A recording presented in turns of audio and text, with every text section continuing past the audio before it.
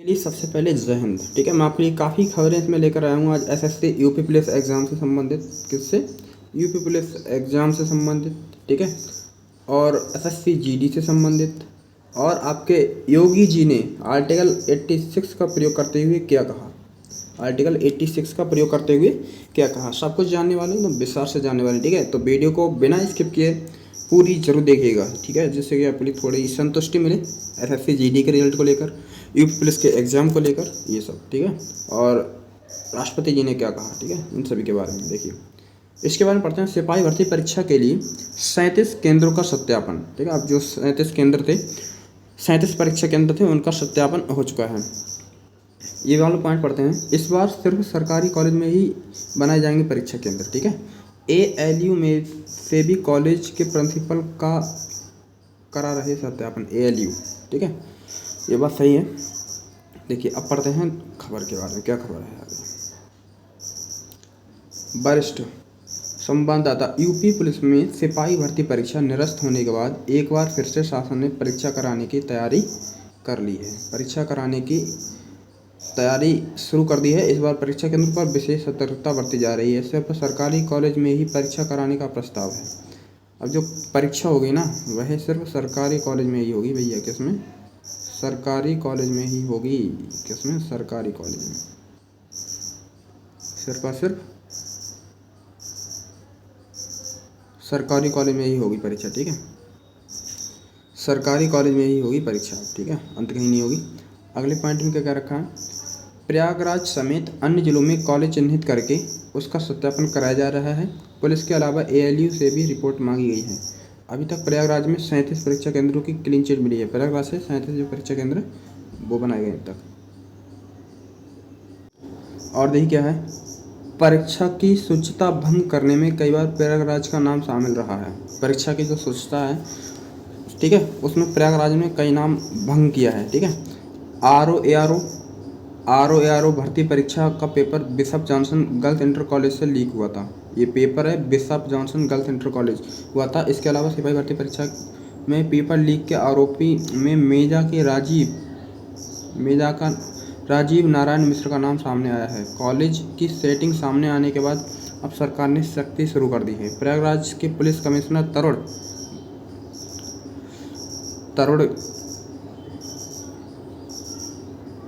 तरुण गाबा, कौन है? तरुण गाबा ने बताया कि प्रयागराज में सरकारी कॉलेज के प्रिंसिपल का सत्यापन कराया जा रहा है। पुलिस और एएलयू की रिपोर्ट मांगी गई है। यह पता लगाया जा रहा है कि कॉलेज के प्रिंसिपल का नाम पहले तो किसी फ्रॉड के सामने नहीं आया है। ठीक है, कॉलेज के प्रिंसिपल का नाम चेक किया जा रहा है कि कहीं पहले तो फ्रॉडगिरी नहीं आया सामने। गुरुवार तक पुलिस ने 37 कॉलेजों के प्रिंसिपल की जाँच रिपोर्ट दी है। इसमें सभी को,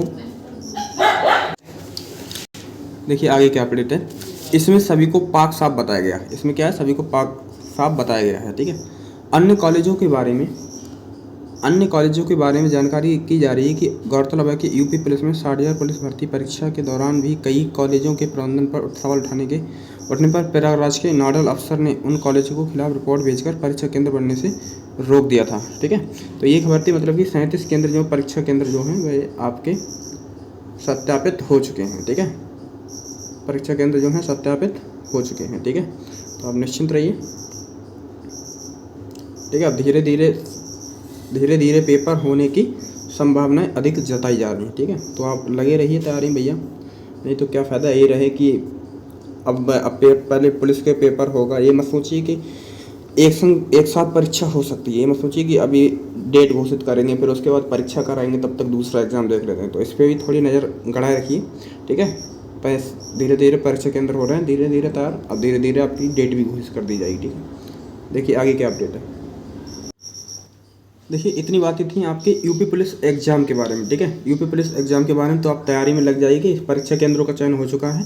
ठीक है, परीक्षा केंद्रों का चयन के लिए 37 केंद्रों का सत्यापन हो रहा है। ठीक है, हो चुका है प्रयागराज के जो। ठीक है, देखिए आगे क्या खबर है। आगे एसएससी जीडी से संबंधित है। एसएससी जीडी, इन्होंने कहा है कि एसएससी जीडी जो है उत्तर कुंजी देकर जो है परिणाम देना भूल गया है। ठीक है, ये अखबार की कटिंग है आज की। परिणाम देना क्या है? भूल गया है। इसमें क्या क्या है देखिए, क्या क्या बताया गया है, सबके जानने की विस्तार करते हैं कोशिश से। कर्मचारी चयन आयोग, जिसे एसएससी के नाम से जानते हैं, इन्होंने 2024 की उत्तर कुंजी तो जारी कर दिया है, लेकिन भैया रिजल्ट देना भूल गया है। 24 नवंबर, कब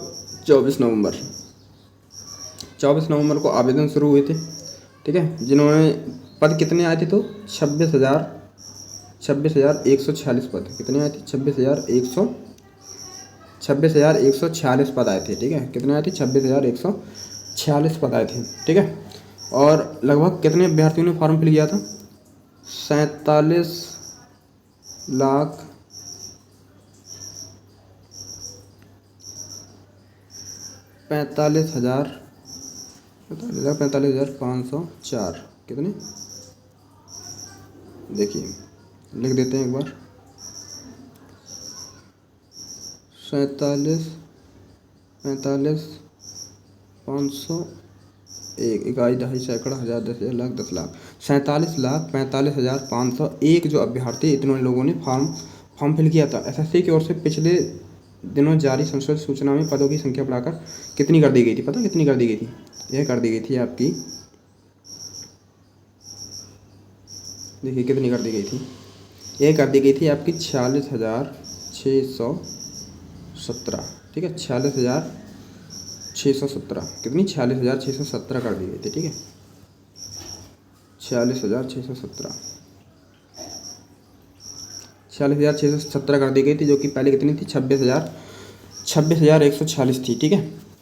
अब इंतजार खत्म होने का नाम ही नहीं ले रहा है, इंतजार किए ही जा रहे हैं, ठीक है। जो कि अप्रैल में क्या है, इसकी उत्तर कुंजी आ गई थी, और 20 फरवरी से 7 मार्च तक आयोजित परीक्षा जो हुई थी, 20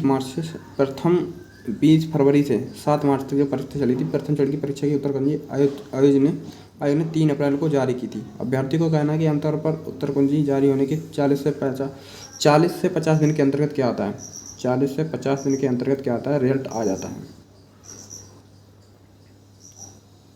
40 से 50 दिन के अंतर्गत जब प्रश्न जैसे आंसर की आई तो उसके 40-50 के दिन के अंदर, मतलब 1 महीना के समथिंग अंतर्गत रिजल्ट आ जाता है। लेकिन अभी तक कोई नहीं, अब या तो इसमें भैया कुछ बदलाव होने के लिए है या तो कुछ और होने के लिए, ठीक है।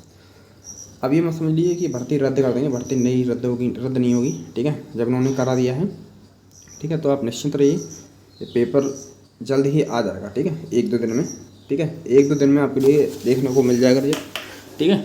और आगे क्या कहते हैं, आगे द्रौपदी मुर्मू जी ने क्या कहा है, देखिए द्रौपदी मुर्मू जी ने क्या कहा।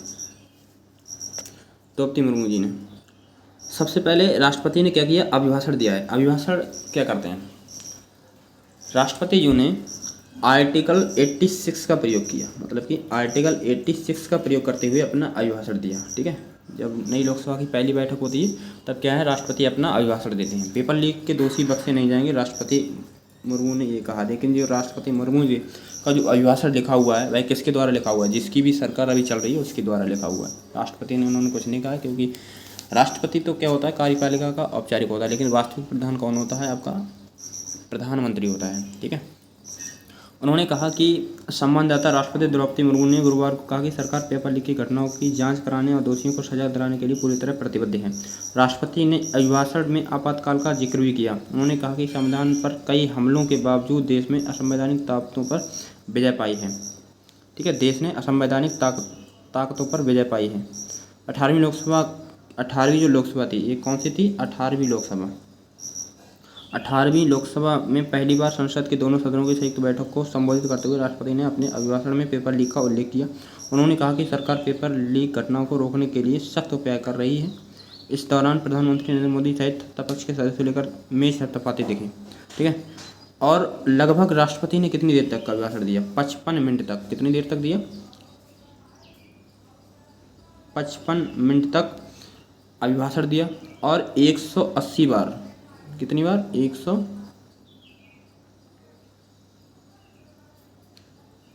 180 बार क्या है, मेज थपथपाई गई थी, ठीक है।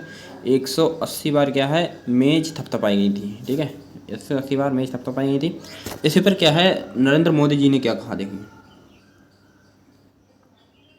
नरेंद्र मोदी जी ने क्या कहा। राष्ट्रपति का संसद के दोनों सदनों में संबोधन व्यापक था। इसमें भारत द्वारा की जा रही प्रगति और भविष्य में आने वाली संभावनाओं को शामिल किया गया। नरेंद्र मोदी प्रधानमंत्री, ये बात कही, ठीक है। और ये प्रेसिडेंट जी हैं, उन्होंने अभिभाषण देनी है, ठीक है। अभिभाषण, अब विशेष अभिभाषण देती हैं जो बजट सत्र की पहली बैठक होती है तब, ठीक है, बजट सत्र की पहली बैठक होती तब। और उन्होंने योगी आदित्य जी ने क्या किया, राष्ट्रपति का अभिभाषण विकसित भारत, आत्मनिर्भर भारत की दिशा में की ओर बढ़ चले नए भारत की आकांक्षाओं और अभिलाषाओं को सिद्ध संकल्पों से भरा है, योगी आदित्यनाथ, ठीक है। और जो कांग्रेस अध्यक्ष थे उन्होंने क्या किया, सरकार के लिखे अभिभाषण को सुनकर लगा कि प्रधानमंत्री जनादेश नकारने की कोशिश कर रहे हैं, सरकार राष्ट्रपति से वाही कराना चाह रही है, पर जनता उन्हें नकार चुकी है, ठीक है। राष्ट्रपति का अभिभाषण जो होता है, जो सरकार होती है जिसकी भी, उसके द्वारा लिखा हुआ होता है, ठीक है। तो इसमें राष्ट्रपति जी ने कुछ नहीं बोला है, तो सरकार ने ही बोला है जो भी बोला है, ठीक है, आर्टिकल 86 का प्रयोग करते हुए, ठीक है। तो मिलते हैं नेक्स्ट वीडियो में, तब तक के लिए बाय, जय हिंद, जय भारत।